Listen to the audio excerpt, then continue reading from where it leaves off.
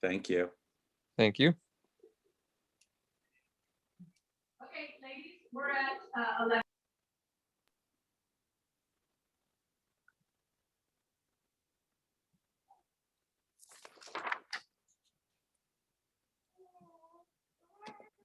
All right. Hi, everyone, and welcome to Mind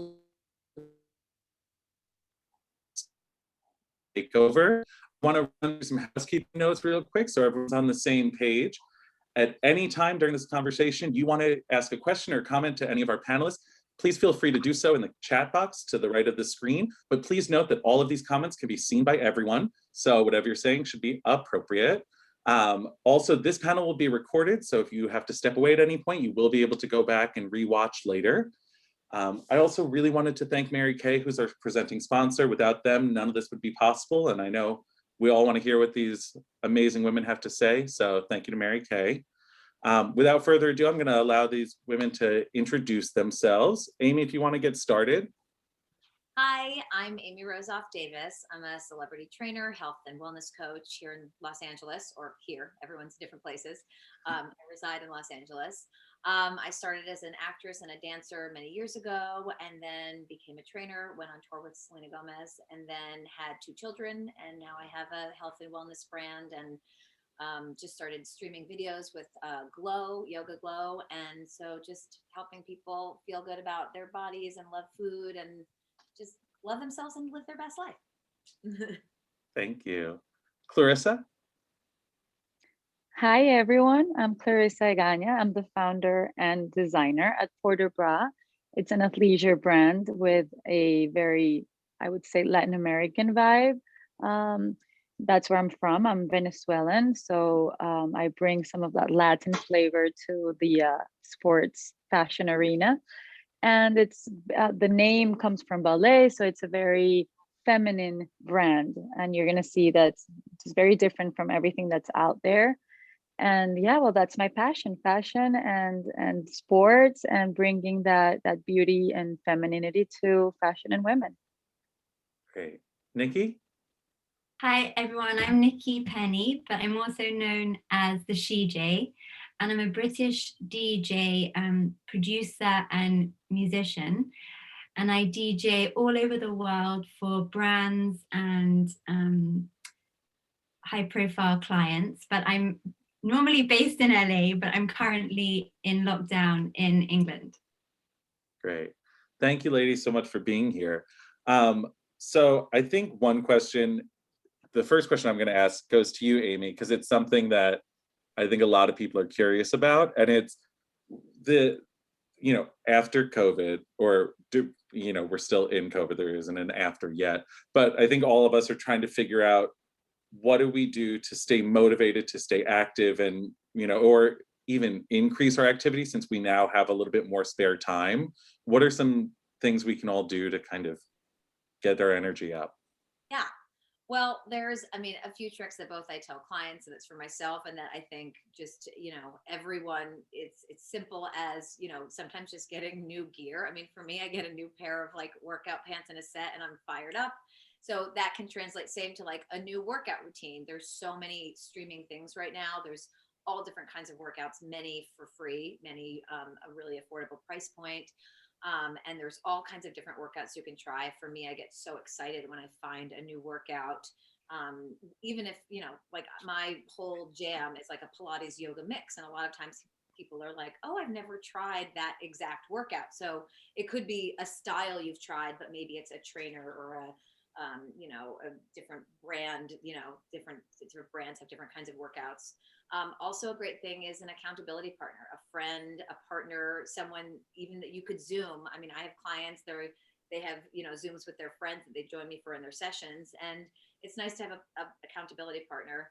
And also getting outside, safely with a mask and all the COVID safety. But for me, I'm like, I need sunshine, or even if you have clouds, whatever it is, breathing air in your lungs, moving, getting jazzed up. And as in some parts of the world, it starts to get warmer, you get that kind of excited feeling and you want to feel good. So I feel like just, anything to brighten your routine up is exciting. And that goes same for food or recipes and, there's so many things at our fingertips now that we've all been at home, and everyone's coming up with the newest, hottest this, and it could be a 5-minute workout, a 20-minute workout, whatever it is. But getting excited about something new is I think really helpful.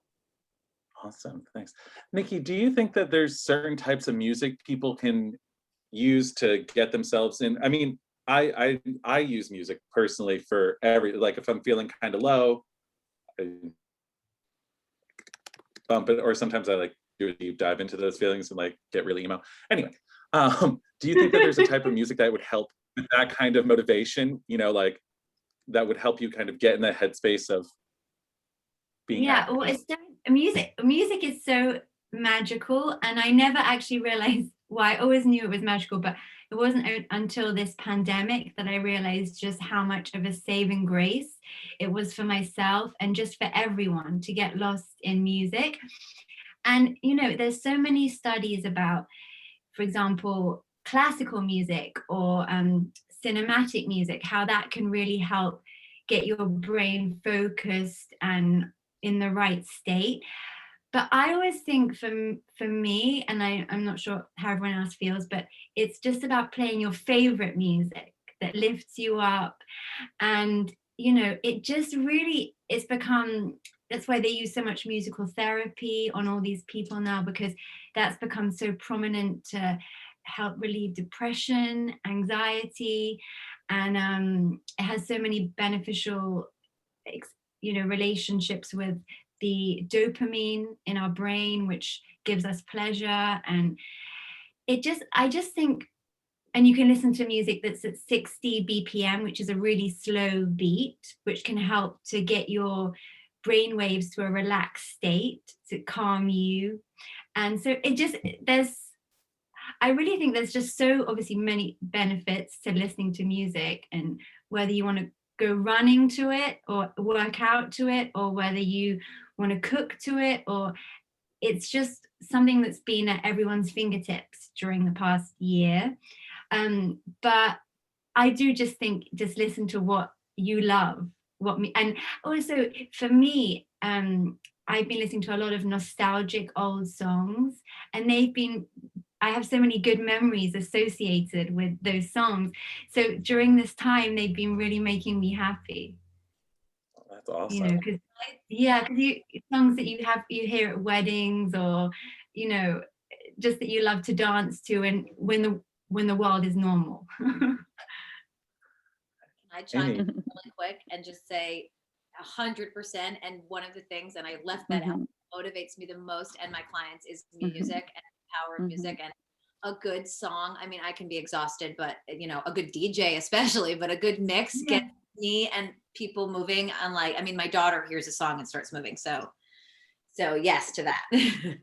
Yeah. And the other point I wanted to also make, which was interesting for me to learn about during this period too, is that you always think that if you listen to sad songs, it makes you sad or depressed. Well, actually, it has the opposite effect. And it's had that opposite effect for me too. I think it's when you listen to a sad song, sometimes you feel less alone, and you can resonate with the lyrics. So I think even when I say your favorite music, it doesn't even have to be upbeat. It could be, a Sade song or something. It could be that you just feel connected to. Okay, cool. I don't know if I'd be able to work out to like a Tracy Chapman track, but I'll try. Not working out to, but I mean just listening to feel good. It doesn't have to be. Yeah. Clarissa, I'm wondering how you feel about how the clothing you wear, how your wardrobe can affect performance and the emotional part of a workout. Well, this is something I could talk about for so long, because I've been experimenting with that for 5 years. So I couldn't agree more with Amy when the first thing she said was, let's get new gear and get you started. I feel like that's the first step, and then music will be, and obviously the type of class you're taking is going to be right after. But getting the right gear is going to get you in the right mood, and then after that you're going to be able to see yourself in the mirror for an hour if you're in that kind of workout, or even if you're not, you'll just see yourself, parts of yourself, and you'll see that you're wearing something that you like and that makes you look good and happy. And I feel like that's one of the best things you can do for yourself, spoil you in that sense. And that's how I started with this business myself. It was so important for me that I was dressing the part, because at that point I was doing a lot of dance, a lot of bar classes, and I just couldn't find the type of gear I wanted, and I needed that to get motivated and for me to just think about my outfits before I went to work out, and that would just give me this whole new vibe and super excitement. And since I couldn't find exactly what I wanted, I ended up doing it myself. But that's how important it is to me personally, and that's how I see all this excitement about activewear right now, and people really starting to invest in this new not new category. It's obviously been here for a long time, but it's a new category in which people are actually spending their dollars more than the basic, really good pieces in your closet that you're always going to use, your Lululemons, maybe your Gap, maybe your Athleta. People have been investing in that for a while, but maybe now they're investing more in like a different type of athleisure or activewear, where it elevates you more, it elevates your spirit more. It's just not a basic anymore. It's not about that. It's now about really making a statement for yourself. I feel like this is a very personal thing that we're doing for ourselves before we're doing it for other people, like maybe other fashion buys or purchases that we make. Interesting. Do we feel like the trends in workout clothes are going more towards function now that people are prioritizing, like their physical well-being? I feel like before it was like, oh, what looks cute? But now it's like, oh, well, the clothing needs to be more functional than anything. Amy, I'm sure you've, had a lot of experience with stuff that looks really cute, and then you go to work out and it's not working. Yeah. Yeah, that's very important. I mean, especially, we're home right now. I mean, for me personally, if I'm going client to client and I'm not comfortable, I don't want to wear it. So, Right. important. Yeah. Is there any kind of suggestions that you could give people who were looking for something, functional? Is there anything they should avoid or look for?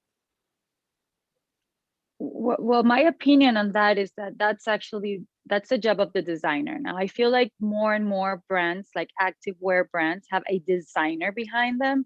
It's not just like this random like team that's doing stuff, but I feel like there's more of like a personal connection now with brands and their customers. So what we're doing as designers is we're bringing design without compromising performance. So we're using really great technology in terms of our fabrics, in terms of our overall design, but we're trying to incorporate. And you know what? It's not that hard. It's not that hard. I mean, you have to avoid certain things, like, I don't know, really bulky things maybe in your knees. So if you're doing all fours, or stuff that's probably going to get stuck in your hair maybe, but more than that, I feel it's a matter of the fabric that you're using. The performance to me now has a lot to do with that, how it treats the humidity in your body, how it if you're actually, like our fabrics, for instance, they're toxin free, so we're making sure that when you're sweating and your pores are opening, you're not absorbing tons of bad things that are going to make you feel bad in the end. So I feel like now we're thinking ahead and towards benefits more than just like what we call design in terms of a sketch, but more of like, what are we using? How are we using it? Are we educating the consumer on how to wash this product? I mean, are we telling them that they shouldn't use toxic products to wash it, et cetera, et cetera? So we're educating the consumer. I mean, there's a lot more now in terms of performance and functionality than just design itself. That's my opinion, obviously, just how I feel about it. No, it's great. I love that. Nikki, we're now hearing about the function of design. What do you think the influence of music and the arts is on style and design and fashion? It's a huge influence, but also vice versa. I mean, as well. There's like a marriage made in heaven, fashion and music.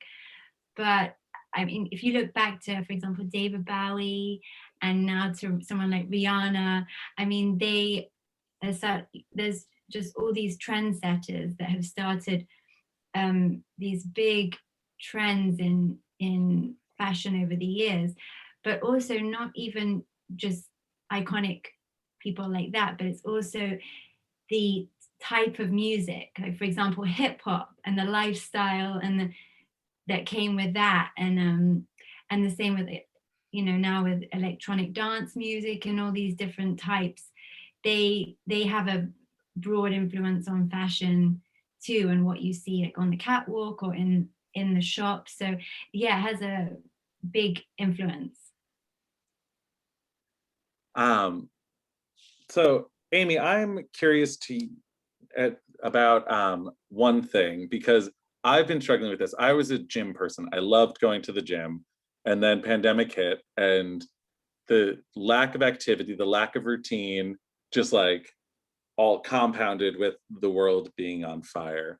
Um, what are some things that people can do at home? Like, what's an at-home routine, or some exercises that are easy to do no matter where you live? I know, some people are in apartments, they don't have space, they don't have access to outdoor space, they might not have high ceilings, so burpees are out. What are things that people can do at home that you think would be beneficial? Yeah, I mean, I actually have been doing the no equipment, small space workout for a long time, because I've traveled a lot with clients and had to work out in hotel rooms all over the world. And most of my workouts you're able to do without equipment. And a lot of them are yoga, for example. You can do so much on just a mat. Planks, sun salutations. I mean, there's so many different apps, websites, things that you can do yoga on. Same with Pilates, mat Pilates. I mean, some of my favorite moves are just like a plank. There's so many different things you can do in a plank. You can do cardio, you can do jumping jacks in a plank. You can do all kinds of single leg arm movements. I mean, you can, move your body in so many ways, literally lying down and pushing up into a plank or push-ups. And I also just love, I mean, I'm the queen of like a cardio stretch thing. Again, on your mat, do air jumping jacks, or, and then go down and stretch. And I mean, you want to kind of think of a HIIT workout as a great way to jumpstart your body. So kind of hitting it with different moves at different tempos, and, you want your agility to be really challenged. So going really hard, and then a little easy, and then hard, and you don't need much space for that. Again, you don't need equipment. Your body is a really great tool, using your own body weight for stuff. I do this thing called arm dancing, where you basically use your arms and you dance, and you do it for a couple minutes, and your arms are burning, and there's no equipment needed. Amy, I in the beginning of the pandemic, I didn't have weights, so I was using cans of beans, and then I didn't have glider discs, so I was using tea towels. That's perfect. Exactly. I was trying to be creative. Yeah, use whatever you have at home. I always, Yeah. when I'm streaming, I'm like, if you don't have, a ball or this, use a pillow rolled up, use a towel, use cans or water bottles for your hands. Doesn't, you really don't need much. Yeah. The exercise has been one of my saving graces too, as well as music. Mhm. And I've been wearing a lot of loungewear, all the workout stuff all the time. Same. Yeah, same. I live in loungewear, and I'm listening to music all the time. And I do have to say, even though we're all stuck at home, I think everyone has almost upped their wellness and workout routine that much more, because we can't go to gyms and this, that. So you're more aware of it and wanting to feel good. And also because we have much more time to focus on that too, because no one's really had a social life. Yeah. I've also found, at least with my group of friends, people have really been investing in their, so it's like buying weights and but then buying clothing that they're like, if I'm feeling low, I'm gonna like buy an outfit that like makes me feel cute, and like I'm able to kill it for my workout in my living room. Because it's like, yeah, you don't get all the outside feedback, and you don't get that stuff, so you have to kind of like build it out. Which, I mean, Clarissa, is awesome for you, because I mean, I've seen the idea of athleisure change so much in the past few years, and then pandemic just like magnified that. Do you think that this is just because of a higher level of consciousness behind working out, or is there other factors at play with what kind of has increased the idea of athleisure? Well, I mean, obviously, I had a lot of faith in athleisure when I started this over 5 years ago. So I always thought of athleisure as the future way to dress because of the whole technology behind it. Because we will become more and more conscious of our health and being active. So active wear makes sense for everyday life.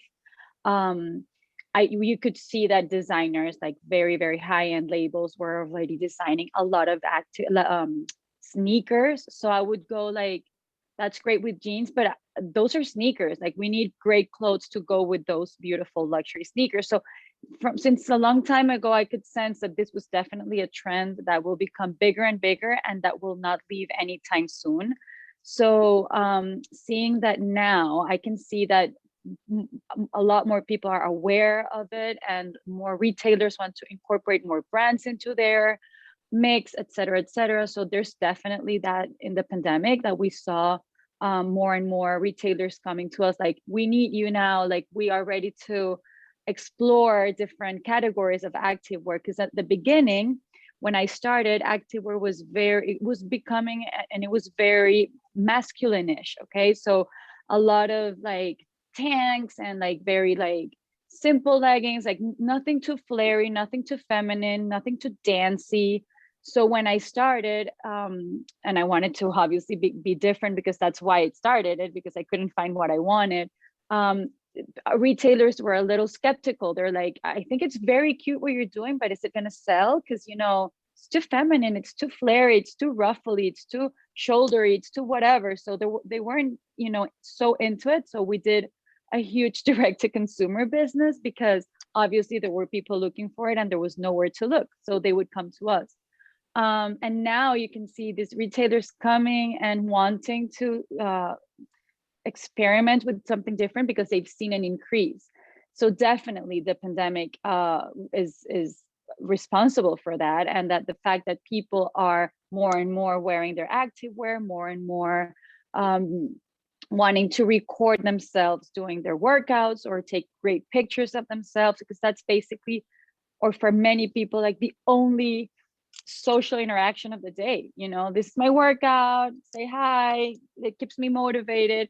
And as also Amy was saying, it's accountability. So but then you want us to show something different. So people started experimenting in general. And what I can see from now on is that this is not going anywhere. If anything, it's going to become more and more important, because I know that big retailers are asking their huge like labels, designer labels that have been there forever, to please design activewear lines and to shift a little and to become more like leisure or more loungy or more active. So if we're going to start seeing that from big luxury labels more and more, that's only because it's going to stay and it's going to grow even more. So that's my opinion on that.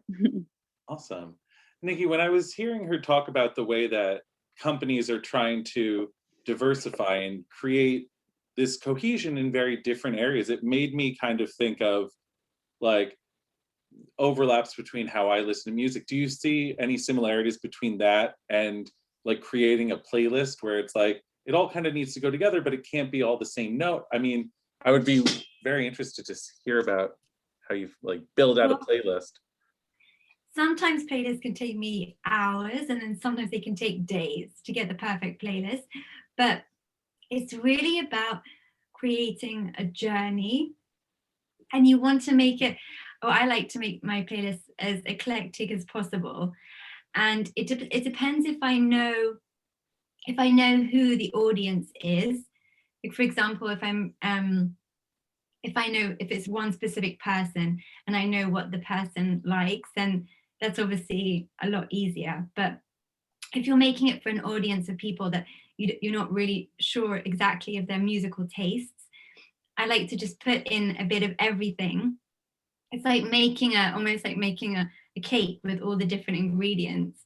And then I like to also, if there's a theme, so you pick, not only do you pick, the song, a mixture of fun, kind of elegant, eclectic songs, but if there's a theme, you want to like stick to the theme as well. And The other thing is I like to put in a few surprise songs that you just don't expect. So they're just kind of a bit out of the blue.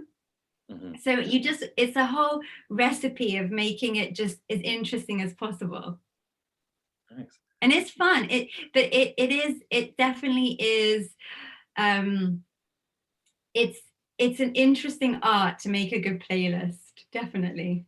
Believe me, as someone who has tried and not been too successful, I believe you. You know, I always hate because like I'll put on my music at a party and then like, this is all just the same. Everyone's just kind of like sitting there like, okay, we've heard it. So I'm gonna need to call you next time. I need some advice on mixing it up. No, but it definitely is a lot easier when you know the people that you're making the playlist for. But I'm yeah, sure. it's just, and I think it's a bit of fun. So you wanna make that person smile and feel nostalgic. And also the other important point I think is to have a good mix of old songs and then new songs as well. Right. To make it as interesting as possible. Amy, does the same kind of principle apply to workouts? I mean, I was always told never do the same workout too often or else your body gets used to it. So kind of change things up. I say that like verbatim all the time to my clients. Yeah. And none of my workouts are ever the same for myself with clients. And, you know, I mean, I recycle the same moves a lot, but I'll mix them with different things, put them in different orders. I mean, my kind of signature workout is like the kitchen sink. It's a little bit of kickboxing, a little yoga, and a little Pilates, and a little bit of dance. And you know, I love mixing up styles because they all give you different results and feel really good. So, you know, again, one day, I know there's been conversation in the chat about weights. Sometimes I'll use weights. I don't usually use heavy weights because I like lighter weights personally and high reps, but one day I'll use weights. The next day I'll use bands. I mix up my equipment. I mix up my moves. And same with getting outside, you know, if you have access, you know, a fast walk, you know, a hike, sometimes in the middle of the walk, I'll do jumping jacks, you know, mix it all up. What are some of the non-physical benefits to working out? What does it do for us beyond just like make us look like hot girl summer? Yeah, well, I mean, you know, all of the scientific research is true. Exercise will make you happier and feel better. It definitely works. You get all these endorphins after you work out, and everything moves around, and you have energy, you feel good. I always tell clients, you know, even if they're sluggish or tired, let's just do like 10 to 20 minutes and we'll see how you feel. And if you want to stop, we will end fine. And I mean, I have yet to have someone then want to stop. Once they start feeling good, you start feeling good. And that's both within one workout. And I think on the whole, once you start working out more and more and you start to feel good in your body and strong and you feel muscles activate, you want to keep working out and staying healthy because it feels good and you get results when you start to feel good. So my whole thing is I'm like, feel good to feel good. You will feel good if you feel good. Right. Yeah. It also helps with sleep. It helps your immune system. Regular sweating and hydrating is really good for your immunity. I mean, your whole system, it needs to move. We are built to move. And Amy, what music do you play when you're working out? Oh, well, I mean, I was first of all taking a lot of mental notes with your play suggestions just now because I make a lot of playlists and I mean, I'm a sucker for pop music, I have to say. Yeah, no, everyone loves a bit of pop music. But I mean, I love all kinds of music, and my husband's a musician, and he's like has very good music taste. So I mean, in our house, the Beatles and Bob Marley is played regularly on the husband end in our house, which I love. But I mean, I just love pop music. I mean, you know, all kinds of pop music, and I love, you know, DJs, you know, Kygo, all kinds of. I always call it like heart music to my husband. So music that like makes me just want to move. You know, I hear like the beat or the right refrain, whatever it is, something that energizes me and, you know, feels good, you know. Like I have to say, every time I hear Dua Lipa or Lady Gaga or someone like that, that makes me want to work out. Yeah, totally. I love like a remix, not something that's techno-y really, but something that's, again, it's like, it's that music that makes you feel alive. I love, you know, I love feel good music. Yeah. Feel good music. Yeah. Clarissa, do you incorporate music into your creative process when you're designing? Absolutely, I do. What are some of your very much go-tos? do. I range from classical music, from like ballet, and trying to like get that mood into my head, and then I'll go to reggaeton probably. So I'm telling you, I go through a lot when it comes to music. And let me tell you something, it's not like my creative process is what you said, not even like when I sit down and sketch, but basically all my designs come when I am working out. So I finally realized that I need a mirror for myself, because that's when I think of things. So it's good when I'm looking at my own body or what I'm wearing that day to see if I see something that I don't love, or if I see something that I really love that I want to repeat. So at that time, I'm usually listening to great music that gets my endorphins up, like Amy was saying, and just it all opens up in a way that it's great. And I think of great ideas when I'm working out and when I'm showering, when I'm usually also listening to music. So music, it's just good for everything, just like exercise. Nikki, do you ever step away from music because it is your job? Do you have things that you step away to like put some distance? Or is it just music is just a constant? It's a constant, but a lot of the times when I'm not working, or I'm not kind of in the studio working on music or DJing at night, I want to put some music on in the background. So I'll go to things like jazz, classical, some old school like Marvin Gaye, soul. I just tend to go away from things that don't have such a predominant beat, because I can still have it ringing in my head the whole next day after a job. But it's always on, always around me. And yeah, I don't really take breaks from music. Good to know. I don't know if any of you guys watched Bridgerton. Have you seen it on Netflix? Yeah. The soundtrack was so good because it was all pop songs that they did classical. Yeah. I loved it. I loved it too. That was the first thing that I loved it. I was just like, this, they did it so beautifully, the composer and everything, and it hasn't got enough praise for that. I don't know if people realize what they were listening to. There's a know. familiarity, but because you don't hear lyrics and because it was very different method of, very different instruments, I don't know how many people like clocked it.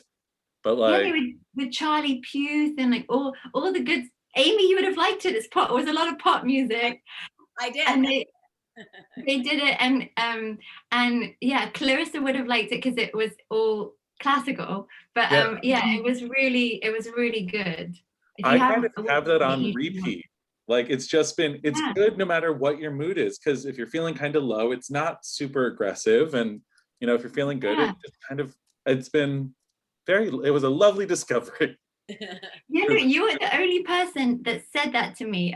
No one else has brought that up. Yeah, really? But everyone talks about it, but no one else has mentioned that. Oh, well. I guess I'm doing my job then. Amy, I'm curious what to you comes across as a good balance in life. How much should we be working out? How much should we be prioritizing working out? I think that is something that a lot of people struggle with, because an hour of working out or 20 minutes of working out is an hour or 20 minutes that you're not doing something else you could be doing. I mean, that's probably like the number one question I'm asked. And it took me a long time to feel like I found balance in my life, and I'm still trying to find it. I mean, I have a 6-month-old and a toddler, and I'm working and doing all the things. But to me, balance for both working out and same with food stuff is not being shackled to either. So finding this dance between, I mean, I love moving. My friend who was outside safely having a visit the other day said, you were just the busiest little bee I've ever seen. You're always moving. So again, whether it's just working out or walking or playing with your family or cleaning up. I mean, when I clean, I'm like vacuuming with like I've always got like a pep in my step. So I feel like leading an active lifestyle and moving every day, whether again it's a walk or you're in your house cleaning, moving, whatever it is, doing yoga, I'm active all day. So I'm kind of like almost like a HIIT workout. My rhythm is, I'm not sedimentary for too long a period, and my engine's always going, but I don't feel this guilt if I don't work out. Some days with clients, I'll work out 4 times a day on back-to-back Zooms. And sometimes I won't work out for 3 days straight if I don't have clients and I'm busy, but I'm always moving. So I think trying to find this freedom of not feeling an obligation to work out or eat a specific thing, but wanting to because it feels good, and finding that balance of doing it all the time and being active, and same with eating healthy all the time, but also eating what you want, because food is delightful and wonderful. And, it's the same. It goes with both of them, both food and exercise, of finding that dance of not being shackled. Yeah. I mean, for me, I've always felt like, I feel like the only sense is taste. It's so funny because you would never tell someone you're listening to too much music or you're smelling too many flowers. But then when it comes to food, we get concerned about it. And I feel like it's such an important thing to feed all your senses, literally and figuratively. So is there stuff with food that we can be more mindful of on day, like you said, like some days you do go a week without working out because of your schedule? Is there ways that we can be more mindful of eating during those times? Yeah. I mean, I am, on the whole, I really stick to a real whole food diet. So real foods, not, and not that, I mean, my pantry is full of, organic crackers and nuts and things and stuff out of bags. But on the whole, if you're eating real, whole, if possible, organic foods, and that's your base, then it's like, again, I eat whatever I want. So I will have a hamburger, I'll have fries, I have what I crave, but because my base on the whole, because I crave it and I feel better when I eat it, is healthy, it doesn't derail anything in my life. I don't think about it. I don't worry about it. My body doesn't feel different if I indulge in whatever I'm craving that day. And, same, I'll have a glass of wine, I'll have dessert. I don't have as much of a sweet tooth because I'm very concerned with my teeth not getting cavities just from, I have great dental hygiene, but, again, whatever it is, if you love sweets, great to have them in moderation. And on the whole, find something, a real whole food that's healthy, berries and fresh whipped cream or whatever it is. And sometimes it's, rewriting your ritual. Some people are like, okay, I get in front of the TV, I'm going to have snacks. Well, maybe that's not the best ritual for your body. Maybe you get in front of the TV and you have a cup of tea and you have, a snack or a bowl of popcorn or whatever it is. And don't associate just sitting there and mindlessly eating, but rewrite that ritual, learn how to knit. I love to knit in front of the TV. Like, find something. If it's just about keeping your hands busy, that it is, so a lot of times it's like, we think we have to, do the same thing we've always been doing. It's the same with working out. Try switching it up. If you're like, oh, I eat healthy, but I'm not losing weight. Well, there might be something in your diet. It could be the portions. Maybe they're too big and you don't realize it, or maybe you're eating too late, or maybe you're eating too much of the same thing. Going back to vegetables and grains, a plant-based diet, whole foods is like really good. Awesome. Nikki, I would assume you need a lot of energy when you're working because you're up and the energy is high and you're on your feet. Do you have any like things that your go-tos to give you energy, or do you incorporate some kind of workout to keep you going?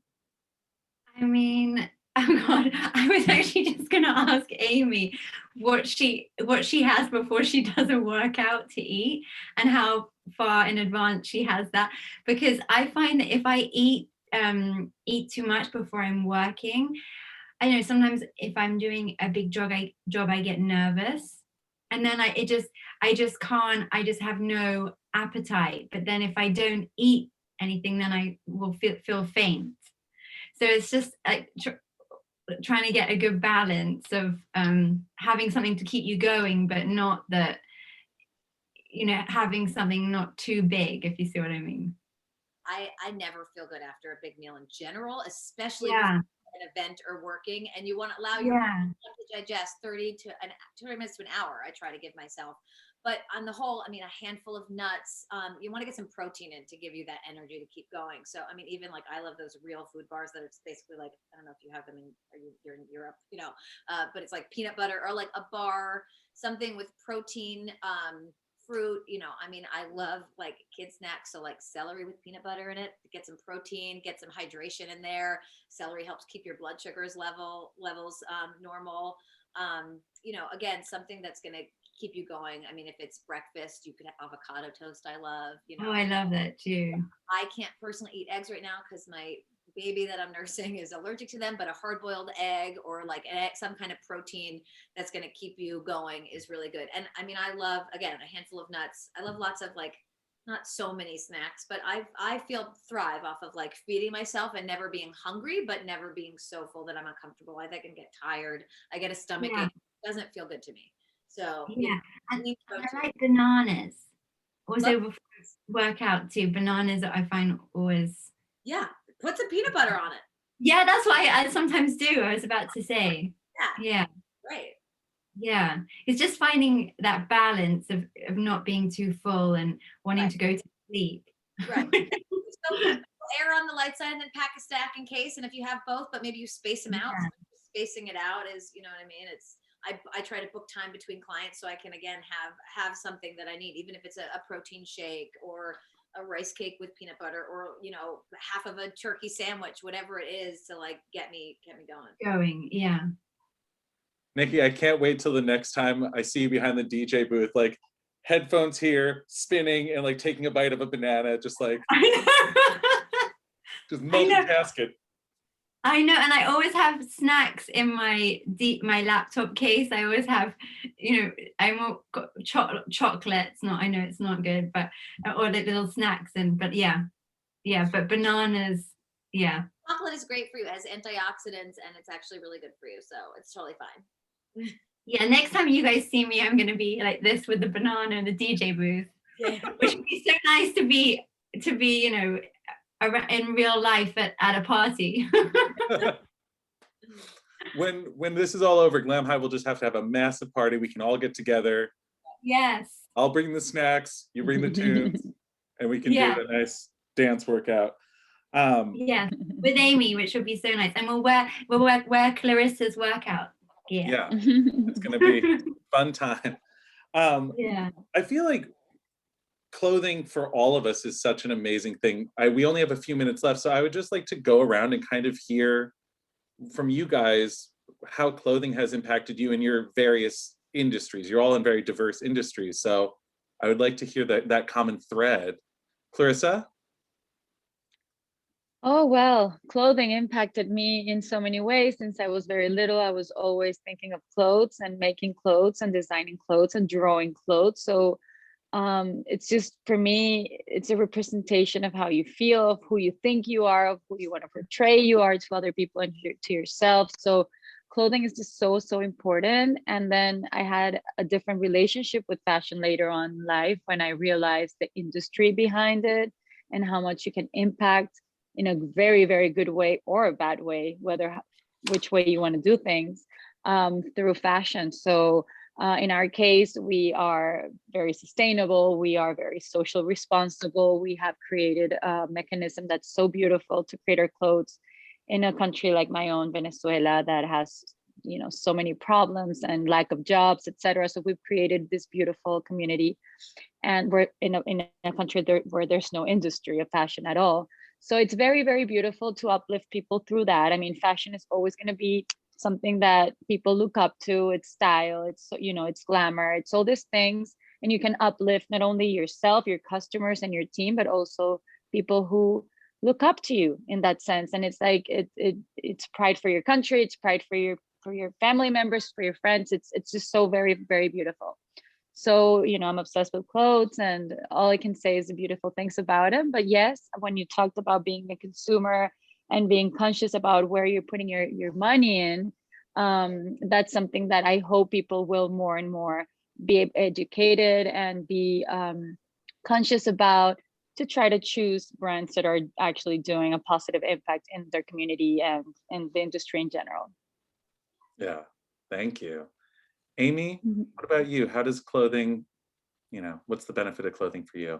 Yeah, I mean, look, I throw on a different pair of workout pants every day, sometimes multiple times a day, depending if I'm sweaty or a toddler or child gets a handprint on me with something.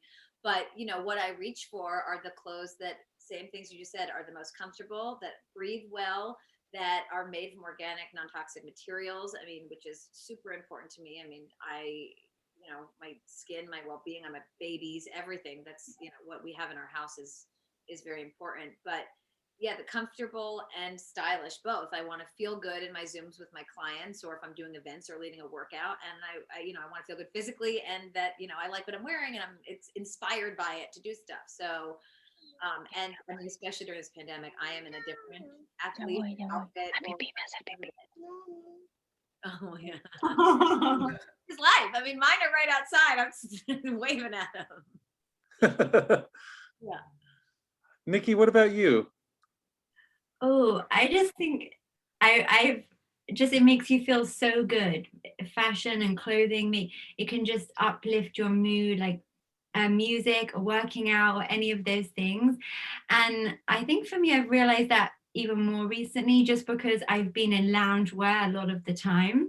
I haven't really had a need to get dressed up. So even, for example, like today when I put on an outfit and some makeup or something, and you're like, oh, I feel like a million times better than normal. So I think it really has that effect. And also you can really get across some of your personality or your character, and just kind of express yourself with how you put together an outfit, or and it's a connecting thing too, because when someone compliments you or something, it's just yeah, fashion has so many good benefits. All right. Well, thank you guys so much. I really have enjoyed talking with you, and I hope everyone at home, you enjoyed what you watched. And I really appreciate, I know you guys are in Europe, so it's later there, so I appreciate you hanging out with us. For everyone who's watching, please know there'll be a 5-minute pause before the next panel starts. So it'll give you time to step away, grab a glass of water, anything you need to do. Again, ladies, thank you so much. And thank you to Mary Kay, our presenting sponsor.